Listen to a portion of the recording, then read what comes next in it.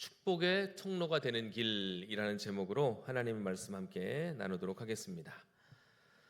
19세기 세계 최고의 부자 중 한 사람이었던 카네기, 여러분 다 아실 텐데요. 이는 사업을 통해 큰 돈을 벌었습니다. 엄청난 부를 이룬 사람이었지만 그가 남긴 것은 비단 물질뿐만이 아니었습니다. 여러 명언들을 남겼는데 이런 명언들입니다. 밝은 성격은 어떤 물질보다 더 가치가 있다. 행복의 비결은 포기해야 할 것을 포기하는 것이다. 등등의 여러 명언들을 남겼습니다. 그 중에 제 마음 가운데 제일 와닿았던 명언은 부자가 된 채로 죽는 사람은 수치스럽게 죽는 것이다 라는 말이었습니다. 그가 이 말을 남겼고 또 제 마음 가운데 감동이 된 이유는 이 말을 단지 말로만 남긴 것이 아니라 그는 평생 번 대부분의 자신의 재산을 사회에 이 말과 함께 기부하고 환원했다는 거예요. 그 중에 그의 가장 위대한 업적이라고 해야 할까요? 일 중에 하나는 전 세계에 무려 2,500개 이상의 도서관을 세운 것입니다. 왜냐하면 그는 가난했던 어린 시절 무료 도서관에서 책을 읽음으로 많은 지식을 쌓을 수 있었기 때문이라고 회상해요. 즉, 그가 어릴 적에 가난했던 시절에 받았던 그 은혜를 그는 평생 간직하며 살았던 사람이었다는 거예요. 그리고 그 받은 은혜를 자신에게만 쌓으려고 노력했던 사람이 아니고 그 받은 은혜, 그 주어진 은혜를 어떻게 하든지 흘려 보내야 되겠다고 생각하고 실천했던 사람이었습니다. 그 결과 수많은 사람들이 카네기가 세운 도서관에서 꿈을 가지게 되었고 많은 것을 배우게 되므로 그가 했던 수많은 위대한 일들을 다른 이들도 꿈을 꾸며 해나갈 수 있었다는 거예요. 여러분, 인생에는 두 종류의 사람이 있습니다. 하나는 자신이 가진 것을, 자신이 소유한 것을 붙잡고 애쓰며 지키려고 하는 사람. 또 다른 한 부류의 사람은 자신이 받은 것을 자신의 소유로 그치지 않고 흘려보내며 나누는 사람입니다. 여러분은 과연 어떤 삶을 살아가고 계시는지요? 또 어떤 삶을 앞으로 살아가고 싶으십니까? 하나님께서는 우리를 붙잡고 소유하려는 사람이 아닌 흘려보내는 사람으로 부르신 줄 믿습니다. 그 일을 잘 수행했던 사람이 결국 아브라함이에요. 그 받은 복을 흘려보냄으로 말미암아 수많은 아브라함의 자손들이 이 땅에서 은혜를 받고 복을 받고 살아가고 있습니다. 오늘 본문에 나오는 다윗도 그런 사람이었습니다. 결국 하나님은 그런 사람에게 복을 주시더라고요. 복을 받고 그 복을 흘려보내는 사람에게 더 큰 은혜와 복을 주시는 하나님이심을 믿으시길 바랍니다. 그렇게 함으로 하나님께서는 하나님의 나라를 세워가시는데 오늘 말씀을 통해 하나님의 사람이 어떻게 축복의 통로로 쓰임받을 수 있는지를 오늘 말씀을 통해 함께 나누고 그 비결을 우리 가정에 이식하는, 그 DNA를 이식하는 우리 성도들의 삶이 될 수 있기를 주님의 이름으로 축복합니다. 오늘 말씀을 잘 이해하기 위해서는 앞의 내용을 조금 살펴볼 필요가 있는데 아주 짧게 이야기를 해보자면 오늘 사무엘하 9장인데요. 7장에 보면 아주 유명한 말씀이 나옵니다. 바로 다윗 언약에 관한 말씀이 나와요. 다윗 언약에 관한 말씀. 내가 내 자녀들에게 복을 주고 내 왕위를 견고하게 하리라 라는 그 골자의 말씀이죠. 사실은 이 다윗 언약을 통해서 우리가 배울 수 있는 것, 그리고 성경이 우리에게 가르쳐 주고자 하는 것은 무엇인가 하면 한번 따라해 보겠습니다. 하나님께서 하신다. 하나님께서 하신다. 바로 이것입니다. 다윗이 무엇을 잘했기 때문에 하나님께서 복을 주셨다? 물론 그것도 일견 맞는 얘기지만 더 중요한 것은 다윗의 상황이 어떻든지 간에 하나님이 복을 주시면 복의 사람으로 쓰임받을 수 있다는 거예요. 내가 하나님을 위해서 뭘 하는 것도 물론 필요하고 중요한 일이지만 그것보다 하나님이 나를 위하여 일을 행하신다는 그런 사실을 우리는 다윗의 언약을 통해서 확인할 수가 있는 것입니다. 그리고 그것을 가르쳐 주신 하나님은 사무엘하 8장에 가서 결정적으로 이것을 증명해 보이시는데 사무엘의 8장에는 어떤 말씀이 있습니까? 한번 따라해 보겠습니다. 다윗이 어디로 가든지 이기게 하셨다. 하나님이 하신다라는 것을 증명해 보이듯이 사무엘의 8장에는 다윗의 승전 기록이 계속 펼쳐지고 있습니다. 이 얘기는 다윗이 용맹해서 다윗의 군사들이 잘 준비되어서가 아니라 하나님이 함께 하시는 곳에 언제나 승리의 역사가 있다라는 것을 하나님 스스로 증명해 보이시는 거예요. 다윗은 이 전쟁을 통해서 이런 생각을 가졌을 것입니다. 내가 이 전쟁을, 이 싸움을 통해서 얻는 것은 무엇인가? 그리고 내가 이 전쟁에서 이길 수 있는 비결은 무엇인가? 내가 아닌 하나님이 하시니까 이길 수 있구나 라고 다윗은 계속 생각한 거예요. 나의 준비함, 나의 어떠함이 아니라 하나님이 나와 함께 하시니까 내가 이렇게 승전가를 부를 수가 있구나. 이것을 다윗은 계속 생각한 거예요. 그랬기 때문에 다윗은 승리를 통해 얻은 전리품 대부분을 하나님께 올려드렸습니다. 왜냐하면 이 승리는 나의 승리이기 이전에 누구의 승리이기 때문에? 하나님의 승리이기 때문에. 하나님이 허락하신 승리이기 때문에. 그리고 그가 생각한 것은 거기서 끝나는 게 아니었습니다. 오늘 말씀이 우리에게 보여주는 대로 자신이 사울에게 쫓기던 그때 요나단과 맺었던 언약을 그는 또 기억했습니다. 이것이 오늘 본문을 이해하는 가장 중요한 열쇠라는 사실이에요. 자, 그러면 오늘 낯선 사람 한 사람이 등장합니다. 바로 무비보셋. 이름도 이상해요. 이름도 이상해요. 어려워요. 그는 누구인가? 무비보셋. 사울이 왕이었고 다윗이 도망치던 때는 이미 과거에 지나간 일이 되어버렸습니다. 이제 사울은 죽었습니다. 그의 가문은 몰락했습니다. 다윗이 왕위에 등극을 했습니다. 이 속에서 거의 잊혀질 뻔한 인물 한 사람이 소개가 되는데 바로 무비보셋이에요. 그는 사울 가문의 유일하게 남은 자손이었고 요나단의 아들이었습니다. 무비보셋은 대개 몰락한 왕가의 후손들이 그렇듯 불행한 인생을 살아갔던 사람이었습니다. 그가 5살 때 이야기를 성경이 기록하고 있는데 사울과 요나단을 포함한 세 아들이 전쟁에서 죽임을 당하고 이스라엘이 블레셋에게 완전히 진멸되었다는 소식이 왕궁에 전해졌을 때가 5살 때였어요.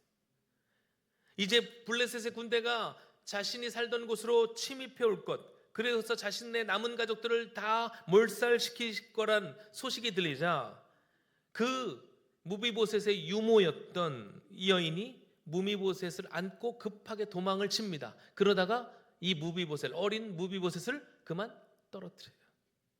그렇게 해서 무비보셋은 5살 때 2발을 저는 절뚝발이가 되었습니다. 몰락한 왕가의 세손보다 불행한 사람은 없습니다. 아마도 자라는 내내 유모로부터 또 주변 사람들로부터 이러한 이야기를 들었습니다. 너희의 적은 블레셋 그리고 지금의 왕 다윗이다. 다윗이 왕만 되지 않았으면 네가 이런 꼴을 당하지 않았을 텐데 많은 사람들로부터 그 얘기를 들었을 거예요. 그리고 몰락한 왕세손이 그렇듯 자신의 신분이 노출되기라도 하는 그날에는 언제 죽임을 당할지 모른다는 두려움에 그는 평생 살았을 것입니다. 한마디로 그는 육체적으로도 정신적으로도 심적으로도 건강하게 지낼 수 없는 형편의 사람이었다는 거예요. 그러던 어느 날 다윗이 보낸 사람이 그가 살던 곳에 딱 나타난 거예요. 여러분, 갑자기 긴장이 되시죠? 빚쟁이 우리 집 앞에 온 것처럼. 자, 다윗이 무비보셋을 그럼 왜 찾았는가? 다윗은 주변의 모든 국가들을 하나씩 정복해 나가고 하나님께서 주신 평안과 안전을 마음껏 누리고 있던 그때 자신을 이렇게 화려한 백향목궁에 거하는 것이 마음이 몹시 쓰였어요. 하나님의 집은 여전히 휘장 가운데 텐트 가운데 있는데 나는 이렇게 나만 잘 살아서 되는가? 그래서 하나님의 집을 짓고 싶겠다는 마음을 표명을 하죠. 그런데 하나님이 어떻게 반응하십니까? 내가 아니라 내가, 하나님 자신이 너의 집을 세워주겠다. 이게 바로 다윗 언약이에요. 그렇죠? 예. 거기에서 끝나지 않아요. 다윗은 하나님께 받은 은혜로 끝나지 않고, 그러면 그 받은 은혜를 어떻게 내가 보답할까? 하나님께는 물론이요, 내가 받은 그 은혜를 어떻게 흘려보낼까 고민하고 아마 기도했을 것입니다. 그러던 중에 오늘 다윗이 은총을 베풀, 그 은총을 흘려보낼 사람을 찾고 있습니다. 바로 1절 말씀입니다. 같이 읽겠습니다. 시작. 다윗이 이르되 사울의 집에 아직도 남은 사람이 있느냐? 내가 요나단으로 말미암아 그 사람에게 은총을 베풀리라 하니라. 아멘. 여러분, 정말 놀라운 사람입니다. 사람들은 보통 고생하다가 이제 조금 살만해지면 자기 그동안 누리지 못했던 것들을 누리고자 그렇게 살 법도 한데, 다윗은 그렇지 않아요. 이게 다윗의 탁월함입니다. 지금도 보면 사울 집안에서 살아남은 사람이 다윗을 찾아온 게 아니고 다윗이 먼저 사울의 집안 사람을 찾고 있습니다. 여기서 사울의 집이라는 단어가 대단히 중요한데, 다윗은 지금 요나단의 집이라고 하지 않습니다. 우리는 다윗과 요나단이 맺었던 아름다운 약속을 기억합니다. 그 우정을 기억합니다. 비록 아버지 사울은 다윗을 대적했지만 그 아들 요나단은 영원한 다윗의 친구가 되어 다윗을 보호해줬던 그 아름다운 이야기를 우리는 다 알고 있어요. 그러니까 요나단의 집안 사람이라고 하면 다윗이 그럴 법도 했습니다. 약속도 이미 했기 때문에. 그런데 다윗은 요나단의 집에 국한시키지 않아요. 뭐라고 하고 있습니까? 사울의 집. 요나단의 자손이라면 다윗으로부터 무엇인가를 받아낼 수도 있습니다. 의무도 있었습니다. 그러나 지금 다윗은 요나단의 집을 넘어 사울의 집이라고 이야기했어요. 이게 다윗의 신실함이에요. 다윗의 신실함은 하나님의 신실함을 닮았습니다. 자신의 상황이 어떠하든지 약속을 잊지 않았다는 거예요. 다윗이 헤브론에서 유다 지파의 왕이 되었을 때 북쪽의 왕이었던 사람이 있습니다. 이스보셋이라고. 이 사람은 사울의 아들 중 한 사람이었습니다. 그 외에도 사울의 자손이 있었습니다. 이 얘기는 그 중에는 요나단과 직접적으로 상관없는 사울의 자손들도 포함된다는 얘기예요. 그러니까 지금 다윗이 찾는 사람은 사울의 모든 자손들입니다. 그러니까 다윗은 자신이 언약을 맺은 주체였던 요나단과의 약조를 뛰어넘어 그 은총을 베풀 사람들을 확대해서 찾고 있는 거예요. 3절 말씀입니다. 왕이 이르되 사울의 집에 아직도 남은 사람이 없느냐? 내가 그 사람에게 하나님의 은총을 베풀고자 하니 시바가 왕께 아뢰되 요나단의 아들 하나가 있는데 다리 저는 자니이다 하니라. 이렇게 이야기해요. 여기서 우리는 하나님의 복을 받는 사람들의 특징을 발견하게 되는데, 바로 무엇인가? 한번 따라해 보겠습니다. 복의 대상을 넓히는 사람입니다. 이런 사람이 하나님께 은혜를 받는 거예요. 나만, 내 가정만, 내 기업만, 내 자녀만이 아니라 하나님의 복이 많은 사람들로부터 흘러가기를 원하는 마음, 원하는 그 태도를 가진 사람들에게 하나님은 더욱더 풍성한 은혜와 복을 허락해 주신다는 사실입니다. 그러므로 여러분의 가정이 복의 대상을 넓히시기를 축복합니다. 내가 받은 이 은혜를 내가 하나님께는 물론이요, 나와 함께 이 은혜를 받을 사람은 누구인가를 찾아보시기 바라요. 그래서 그 받은 은혜와 복을 흘려보내는 축복의 통로가 되기를 여러분 소망하고 기도합니다. 또한 다윗은 그 대상을 찾으면서 분명하게 언급을 해요. 내가 하나님의 은총을 베풀고자 하노라. 내가 왕이니까, 내가 이런 자격이 있으니까 내가 너에게 은혜를 줄게. 너희가 나를 힘들게 했지만 내가 그래도 넓은 사람이니까, 내가 왕이니까 이제 좀 내가 아량을 베풀게, 이게 아니고, 자신이 사울의 자손들에게 베푸는 은총은 자신이 베푸는 것이 아니라 하나님이 베푸시는 것이라고 확실히 못을 받고 있는 거예요. 여러분, 이게 진짜 겸손한 사람입니다. 말 따뜻하게 하고 말 존중한다고 겸손한 게 아니고 진짜 실행에 옮기는 사람, 자신은 왕이었고 최고의 권력자였음에도 불구하고 자기가 은총의 주체가 되지 않고 하나님이 나에게 주신 은혜를 내가 너희에게 전달해 줄게 라는 마치 전달자의 역할을 하는 거예요. 이게 하나님 앞에서 겸손한 사람의 모습이에요. 내가 아닌 은혜의 주체는 누구시라고요? 하나님이신 줄 믿습니다. 여러분에게 복을 주신 분도 하나님이시고 여러분이 그 받은 복을 흘려보내게 하시는 분도 우리 하나님이신 줄 믿습니다. 그러므로 겸손한 자에게 하나님은 은혜를 주시는 거예요. 내가 아닌 주님이 하십니다. 나의 일이 아닌 주님의 일입니다. 다윗은 언제나 그러한 생각을 가지고 살아가고 있었어요. 그러니까 하나님이 복을 주시는 거예요. 여기서 은총이라는 단어, 은총, 히브리어로 헤세드입니다. 헤세드는 은혜와 자비 등 다양한 단어로 번역이 되지만 오늘 본문에서는 은총으로 해석이 되었어요.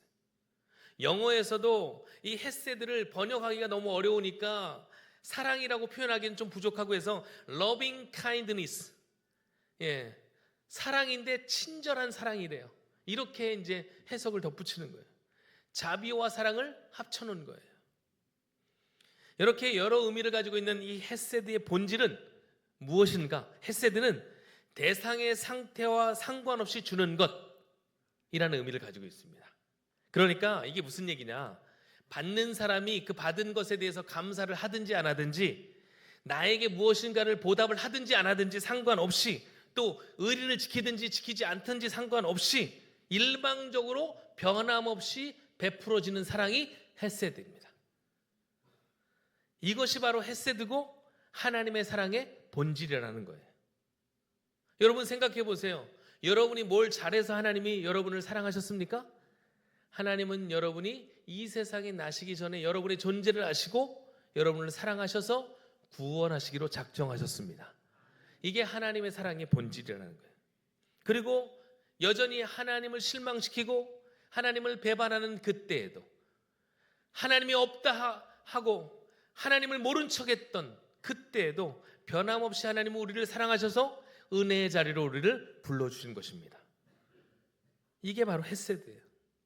다윗도 하나님으로부터 그 헤세드를 받았기 때문에 그 헤세드의 수혜자였기 때문에 그것을 돌려주기를 원했던 거예요. 만약 다윗이 자신이 사울의 집안으로부터 무언가 받을 것을 기대했다면 사울의 집안 사람 찾는 일도 없었을 것입니다. 왜냐하면 다윗에게는 결코 유익이 될 만한 사람들이 아니기 때문에. 그렇잖아요. 설령 자신은 그렇게 생각할지라도 사울의 자손들이 그렇게 생각하지 않을 거기 때문에 무엇인가를 받기를 기대했다면 다윗은 사울의 자손을 찾는 일이 만무했을 것입니다. 그러나 다윗은 철저하게 무엇만 생각한 거예요? 자신이 하나님께 받은 그 은혜를 무엇으로 보답할까? 내게 주신 그 은혜를 내가 무엇으로 나눌까를 생각했던 사람이에요. 그래서 그 받은 은혜를, 그 받은 사랑을 흘려보내기로 작정합니다. 그렇게 작정하여 찾아낸 사람이 바로 누구라고요? 무비보셋이에요. 무비보셋. 자, 4절에 보면 무비보셋이 숨어 살던 곳이 나옵니다. 로드발 암미엘의 아들 마길의 집이라고 소개되어 있어요. 암미엘의 아들 마길은 사람 이름이니까 그렇고 여기 지명이 로드발이라는 지명이 있습니다. 로드발. 로드발은 로는 히브리어로 아니다, no라는 뜻이에요. no. 영어의 no하고 똑같아요. no. 드발은 목초지라는 뜻입니다. 그러니까 로드발이라는 지명의 이름은 목초지가 아니다, 황무지다 이런 뜻이에요. 몰락한 왕세손이 어디 가서 숨어 지냈습니까? 사람들이 좋아하지 않는 황무지에 가서 숨어 지낸 거예요. 그렇죠? 얼마나 불행해요. 사실 그가 잘못한 일이라는 아무것도 없어요. 실제 그가 할 수 있었던 일도 아무것도 없었습니다. 그는 5살에 불과했어요. 왕궁에서 축복 가운데 있다가 하루아침에 고아가 되고 장애를 얻고 숨어 사는 무비보셋에게 어느 날 한 사람이 찾아와서 문을 두드립니다. 자기가 어렸을 때부터 들었던, 자기의 유모로부터 들었던 너의 철천지 원수 다윗, 그 다윗이 너를 찾고 있다는 이야기를 듣게 된 거예요. 드디어 내 인생은 여기서 끝났구나 라고 생각했을 것입니다. 놀란 가슴 부여잡고 무비보셋이 다윗이 보낸 종을 맞이해요. 6절입니다. 6절 다윗을 맞이해요. 6절 같이 읽겠습니다. 시작.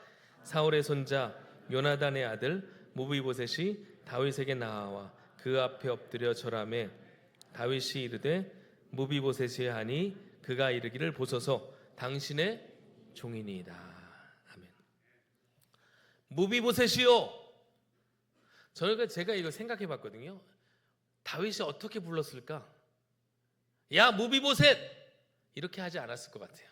가뜩이나 지금 긴장하고 두려워 떨고 있는 무비보셋에게 다윗이 지금 은혜를 베풀려고 하잖아요. 그러니까 어떻게 불렀을까? 제가 막 해봤는데 잘 안 돼요. 무비보셋이요? 무비보셋이요. 막 이게 안 되는, 이게 잘 안 돼요. 아무튼 여러분 나름대로 한번 불러보세요. 여러분들이 지금 다윗이라고 생각하시고 무비보셋이요 한번 불러보세요. 시작. 아유, 저랑 똑같네요. 감흥이 없어요. 좀 이 감정을 담아보세요, 여러분. 제가 이제 명절 기간에 기회가 되면 그 요즘에 그 나온 영화가 있더라고요. 왕 뭐 사는 남자인가? 한번 보고 싶어요. 이 내용하고 비슷할 거니까. 무비보셋이요. 자기의 이름이 불려졌어요. 숨어 지내면서 평생 어쩌면 듣지 못할 그 이름, 자신의 이름이 어떻게든지 감추어졌어야만 한 그 이름. 여러분, 무비보셋이라는 이름의 뜻은 부끄러움을 흩어버리는 자라는 뜻입니다. 그러니까 이 무비보셋의 아버지인 요나단이 이 무비보셋을 낳고 이름을 지어줬는데 너는 앞으로 부끄러움을 흩어버리는 자가 되라, 당당하게 살아라, 이렇게 이름을 붙여주는 거예요. 그런데 그런 이름을 가진 그였지만 가문의 몰락과 함께 또 자신이 입은 장애로 인하여 스스로를 무엇처럼 여기고 살았습니까? 다윗 앞에서 지금 뭐라고 불러요? 나를 죽은 개 같은 나를, 죽은 개처럼 여겼다는 거예요. 그렇게 불행하고 슬픈 세월을 그가 보냈습니다. 그런데 그의 이름이 지금 불려진 거예요.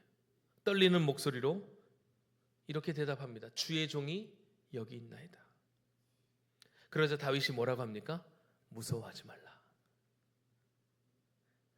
그리고 나서 내가 반드시 내 아버지 요나단으로 말미암아 내게 은총을 베풀리라. 할렐루야.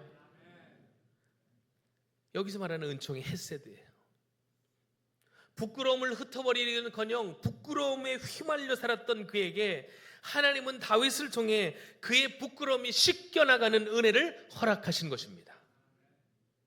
그 은혜, 이게 꿈인지 생시인지 분간이 안 되는 그 시점에 다윗이 이야기를 이어갑니다. 이렇게 이야기를 하는 거예요. 내가 내 할아버지 사울의 모든 밭은 다 내게 도로 주겠고 또 너는 항상 내 상에서 떡을 먹을지니라. 아멘. 여러분, 이것이 무엇입니까? 두 가지 약속을 하고 있는 거예요. 첫 번째, 기업의 회복을 약속합니다. 잃어버린 기업의 회복을 약속하는 거예요. 사울과 요나단, 아버지 요나단의 죽음, 그리고 자신이 있던 그 왕족의 몰락으로 인해 모든 것을 잃어버렸던 무비보셋에게 하나님은 다윗을 통해 회복의 은혜를 주시는 거예요. 다윗이 베푼다고 말하는 은총과 사랑은 결코 느낌이나 말로 끝나는 것이 아닙니다. 분명한 내용이 있다는 거예요. 그것은 무비보셋으로서는 상상할 수도 없는 가치와 내용을 담고 있습니다. 사실 다윗이 무비보셋에게 이 정도의 약속만 해도 아주 훌륭한 것입니다. 내가 다달이 너 굶어 죽지 않도록 생활비를 대줄게. 그 정도면 됐지. 그래도 감사 또 감사해야 돼요. 그런데 다윗은 사울에 속했던 모든 밭과 토지를 그에게 다 이양을 합니다. 누구도 상상할 수 없는 처사를 베풀어 주는 거예요. 그런데 여러분, 이런 은혜를 받은 사람이 또 있어요. 바로 저와 여러분입니다. 이게 바로 하나님이 우리에게 주신 은혜인 줄 믿으시길 바랍니다. 하나님의 은혜는 우리의 생각과 한계를 뛰어넘는 거예요. 그 은혜의 극치가 무엇입니까? 바로 저와 여러분이 받은 구원인 줄 믿습니다. 그렇게 우리는 그 구원의 은혜 하나만으로도 늘 충만한 감사의 삶을 살아야 해요. 그런데 여기서 끝나는 게 아니에요.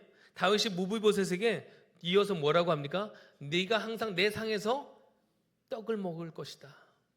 항상 내가 식탁을 차려주겠다. 이 얘기는 아마도 다윗이 하나님께 받았던 약속을 상기시키는 것 같아요. 내 원수의 목전에서 내게 상을 베풀어 주겠다. 여기서 상이라는 것이 식탁이에요. 식탁. 밥을 먹게 해주겠다.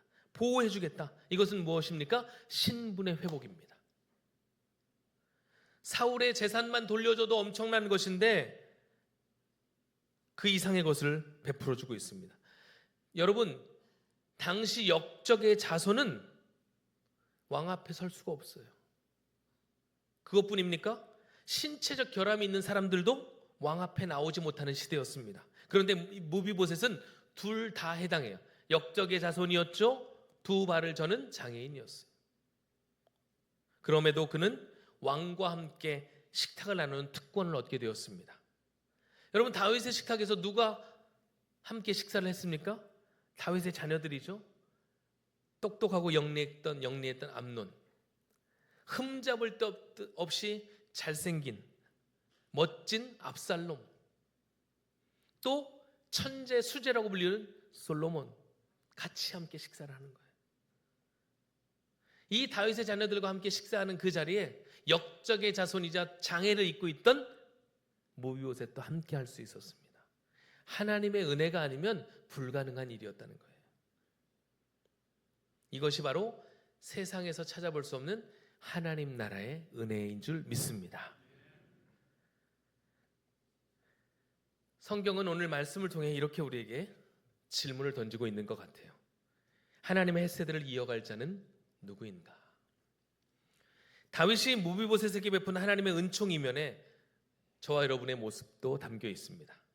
우리의 모습이 무비보셋과 같아요. 무비보셋이 태어날 때는 사울의 백성들로부터 사랑받던 때입니다. 그가 태어나자 온 나라가 기뻐했을 것입니다. 왕세손이었기 때문에. 무비보셋이 태어날 때처럼 우리가 이 세상에 창조될 때도 하나님은 기뻐하셨습니다. 그러나 그는 5살 때 고아가 되었고 장애를 얻고 숨어 지내는 인생이 되었습니다. 우리도 태어날 때부터 우리의 선택과 상관없이 아담 안에서 죄인의 모습으로 태어나고 영혼의 장애를 입고 태어난 거예요. 그렇게 하나님을 피해 숨어 사는 인생이 되었습니다. 무비보셋이 왕을 피해 숨어 지냈던 것처럼 우리도 하나님을 피해 숨어 지내는 그런 본능을 가지고 살아갔던 우리예요. 그럴 때 다윗이 무비보셋을 찾아 나섰던 것처럼 하나님은 예수 그리스도를 보내심으로 말미암아 우리를 찾아내시는 것입니다. 그렇게 함으로 하나님의 은혜 가운데 우리가 나오게 된 거예요.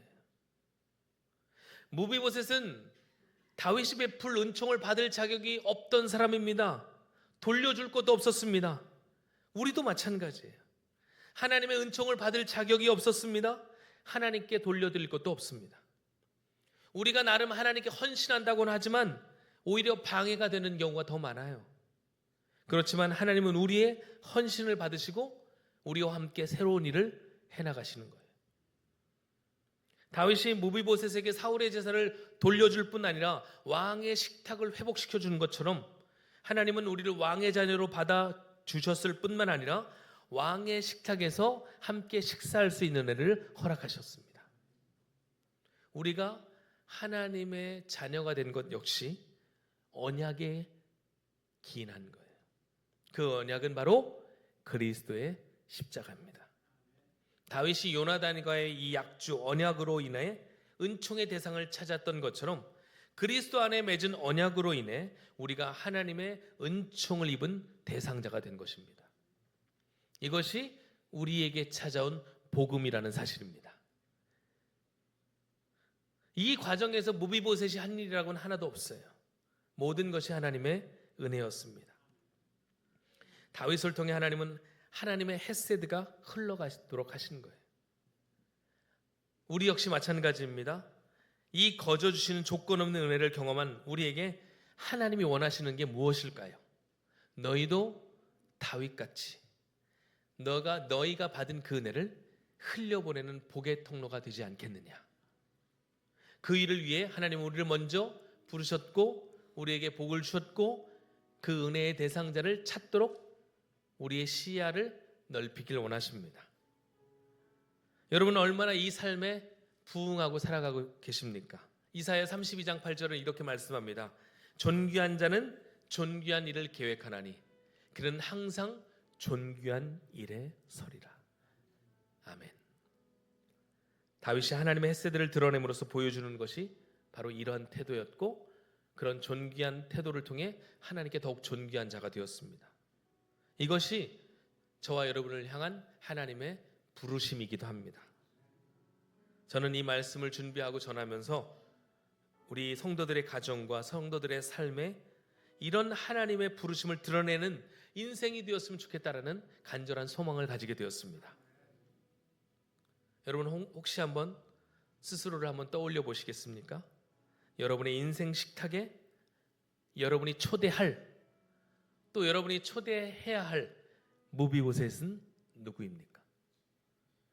은혜를 아는 자만이 은혜를 받은 자만이 그 은혜를 흘려보낼 수 있습니다. 하나님께 그 햇새들을 받으신 여러분, 그 풍성한 은혜가 여러분에게 있음을 믿고 그 햇새들을 이제는 흘려보내는 삶으로 복된 삶으로 살아가는 우리 모든 성도들 되시기를 주님의 이름으로 축복합니다. 아멘.